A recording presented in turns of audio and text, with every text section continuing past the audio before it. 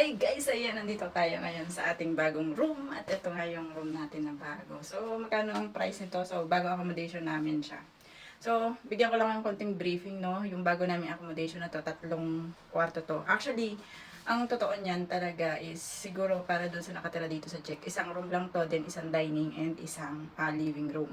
Pero dahil nga Pinoy tayo, mas gusto natin na hiwa-hiwala yung room natin. So, ang ginawa namin, since 3 naman siya, 3 kaming tao, so nag-iba-iba kami ng room. So, ito yung room ko, and then meron din doon na 2 sa girls na room din nila.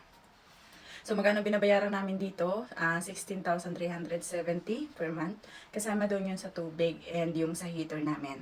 So, ibig sabihin, monthly, kailangan namin i-divide yung 16,370 for the rent and water and plus the heater. So, 16,370 divide 3 is, I think, nasa 5 na mahigit yung binabayaran namin for the rent itself. But, meron pa po tayong isa pang babayaran, which is yung ating energy, ang electricity natin, and yung ating gas, which is, kaya ako busy ngayon kasi nga galing ako sa pag-aayos ng documents pagdating po dito sa ating electricity and gas. And wait, ipapakita ko sa inyo guys, no? So, pagpasensya nyo na yung medyo kalat-kalat ko. So, ito. Yan. Nag-ayos ako ng electricity and gas dito sa Czech Republic. So, nagpunta ako sa mismong office nila. And meron naman akong translator doon. So, ito siya. Yan. So, itong electricity namin is nakapangalan po siya sa akin. Which is nakalagay dito sa contract namin na for 12 months. So, may kontrata kasi yun. Anong gusto mo? Kung 12 months ba or 36 months. So, ang pinili ko is 12 months since 12 months naman yung kontrata namin dito sa bahay. So, bakit nila tinatanong yun? Kasi magtatanong sila sa inyo ng deposit every month. Okay, sa kagaya namin, for example, ako yung nag-ayos ngayon. Tinanong ako kung magkano yung gusto kong i-deposit every month. Ibig sabihin ng deposit, ito yung kukunin nila sa'yo every month, regardless kung malakas o hindi yung paggamit mo ng electricity or ng gas. And napag-desisyon na namin ng aking mga kasamahan na every month is magbabayad kami ng 1K for the electricity per head, 1K. Plus the gas is 300 per head, so it's total of 3,900 para sa aming tatlo yun. So yung 3,000 every month, sisingilan kami ng electricity. So ako yung magbabayad nun kasi nga sa akin siya nakapangalan. So 3,000 every month plus the gas is 900 every month para sa aming tatlo.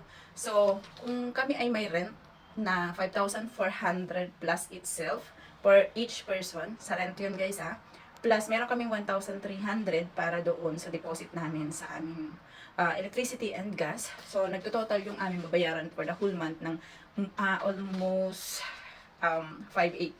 Tama ba? Ay, no 5,800. 6,800. So, almost yun, no? Almost.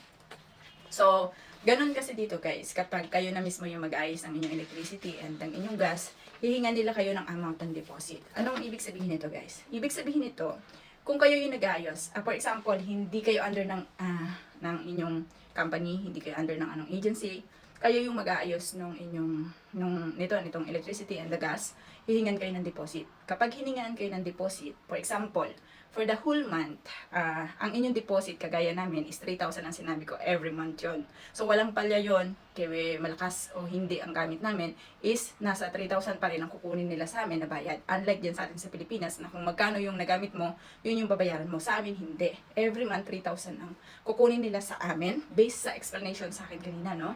3,000 ang kukunin nila sa amin every month, pero pagpatak niya ng katapusan ng month, tapos pag katapusan na ng month, tapos biglang labis yung aming naibayad, so saka naman siya i-refund sa amin. So ganun yung rules nila dito. Even the gas is ganun din siya. So refunded naman siya kung sakaling lalabis. So anyway, kailangan every month ka rin magbabayad. So ang maganda dun kasi is refunded naman siya kung sakali man na hindi namin siya maubos. So mas maganda rin na mas malaki yung ibigay nyo sa kanila na deposit every month kaysa sa mas maliit, kasi kapag nag-exceed kayo dun sa gamit for the whole year, for example, pag nag-exceed kayo dun is magbabayad pa rin naman kayo. For example, every month is nakagamit kayo ng 3,500, 3,000 lang yung nakadeposit nyo.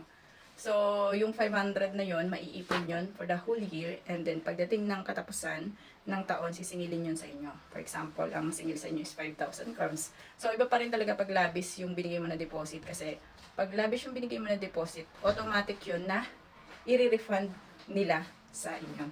So, ganun, no? Yun yung kaibahan. So, medyo naguluhan din ako kanina kasi nga, iba sa atin sa Pilipinas, kasi sa atin every month nagbabayad tayo, and then kung magkano yung nagamit, yun lang yung babayaran. Pero iba pala dito, so meron dito nakalagay. Kinuha rin nila yung account number ko, just in case na may i-refund sila, is doon sa account number ko siya magre-refund. So yun yung case to case basis dito. So kaibahan sa atin sa Pilipinas, no, iba din. Ang maganda kasi dito, guys, kapag halimbawa matipid kayo sa paggamit, so may possibility na kung matipid kayo sa paggamit, may possibility na makapag-refund kayo. So, ano ba naman yung makapag-refund kayo ng 1,000 or 2,000 per head, di ba? So, iba pa rin talaga kapag mas malaki yung binigay natin na deposit sa kanila compare sa mas maliit. By the way, yung deposit pala na sinasabi ko, hindi naman yun yung kailangan pagpunta mo doon is may pambayad ka na for the whole year. Hindi naman siya ganun. So, itong refunded deposit na to na sinasabi ko sa inyo, every month siyang sisingilin. So, ang sinabi nila sa akin kanina is every 26 ang pinaka-due date. Every 26 of the month ang pinaka-due date niya. So, monthly siya. Maniningil sila sa amin ng 3,000 dahil nga yun yung sinabi ko na deposit namin for a month. So, dahil kaka-start ko lang ngayon, so tinanong ko rin kung kami ay magbabayad ngayon. And yun, unfortunately, magbabayad kami bago mag-26 pa rin of the month. Pero maghihintay muna ako ng link kasi kailangan ko daw mag-register doon sa link. So, hinihintay ko yung email ko. So, ano mga kinailangan ko dito sa pag-aayos ng aming energy? So, kailangan nyo ng card. Yung card nyo, pwede yung TRC or passport. So, okay lang. For your name lang naman. Name purposes only lang. For your identification purposes. And, kailangan din yung mga kontrata ng bahay. So, kontrata ng bahay plus yung number. So, pinoprovide kasi yun ng may-ari. Yung number ng inyong, kumbaga sa atin ay parang kontador. So, provided naman yun ng may-ari. So, dala ko rin siya kanina. And meron din ako nag-translate. Although marunong naman mag-English yung nakausap namin. Pero, tinatranslate pa rin siya sa akin ng translator ko. So, yun kasi is broker, nagbayad kami. Kasi, nung naghanap kami ng bayis, nagbayad kami ng at least commission na 12,500 sa paghahanap ng bahay.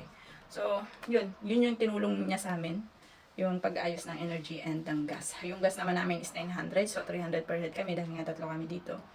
And yung 900 na yun is refunded din naman kung sakali na hindi rin namin siya maubos. But unfortunately, dahil tayo ay mga Pinoy, medyo mahilig tayo magluto. I'm not sure kung may marirefund pa kami sa part na yun. Possible lang siguro sa energy kung lahat kami itulong-tulong sa pagtitipid sa energy. And since lahat naman kami is my work, hindi kami everyday nandito sa bahay. So I think it helps a lot na makatipid din kami pagdating sa paggamit. So anyway, yun lang. Thank you.